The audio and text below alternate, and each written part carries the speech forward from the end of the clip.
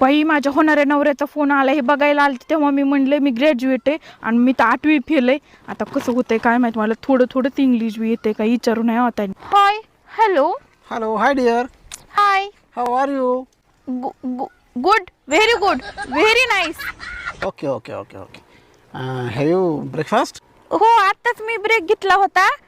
थोडं काम केलं पुन्हा ब्रेक घेतला. आता मी ब्रेकवरच आहे. आता रानात जायच्या अगोदर थोडा ब्रेक घेतला आणि मग रानात जाणार आहे. अच्छा. बरं मी काल तुला एक मेल केला होता मला पॅन डिटेल्स पाठव म्हणून, तर तू पाठवलं नाही का?